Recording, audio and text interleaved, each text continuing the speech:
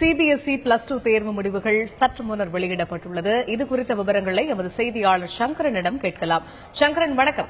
CBSE +2 தேர்வு முடிவுகள் சற்று முன்னர் வெளியிடப்பட்டிருக்கிறது. இதில் சிபிஎஸ்இயை பொறுத்தவரை தமிழகத்தில் எத்தனை மாணவர்கள் தேர்வு எழுதியிருக்கிறார்கள், தேர்வு முடிவுகளை எந்தெந்த இணையதளங்களில் அவர்கள் தெரிந்து கொள்ளலாம்? சங்கரன். நாடு முழுவதும் மார்ச் 1ஆம் தேதியிலிருந்து 22ஆம் தேதி வரை சிபிஎஸ்இ 12ஆம் வகுப்பு பொதுத் தேர்வுகள் நடந்தன. இதில் நாடு முழுவதும் பாத்தீங்கன்னா 10,67,900 மாணவர்கள் இந்த தேர்வு எழுதினாங்க. சென்னை மண்டல அளவில், அது சென்னை மண்டலம்னா தமிழ்நாடு, ஆந்திரா, கேரளா, பாண்டிச்சேரி உள்ளிட்ட சில மாநிலங்கள் அடங்கி இருக்கிறது. தமிழகத்தில் மட்டும் எடுத்துக்கொண்டால் இந்த சென்னை மண்டல அளவில் 50,000 மாணவர்களும், தமிழக அளவில் எடுத்துக்கொண்டால் 10,000 மாணவர்களும் இந்த தேர்வை எழுதியிருக்காங்க. இதனுடைய முடிவு தற்போது வெளியிடப்பட்டிருக்கிறது. கடந்த ஆண்டு பார்த்தா 2015 தமிழக அளவிலான தேர்வு முடிவு 97.06 விழுக்காடு மாணவர்கள் தேர்ச்சி பெற்றிருக்காங்க.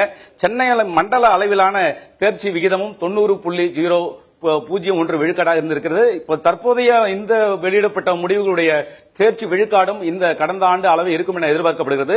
தற்போது டெல்லியில் இந்த தேர்ச்சி முடிவை வெளியிட்டிருக்காங்க. இதுல சென்னை மண்டல அளவிலான தேர்வு முடிவுகளுடைய புள்ளி விவரம் இன்னும் 1 மணி நேரத்திற்கு மேல் ஆகும் கிடைப்பதற்கு.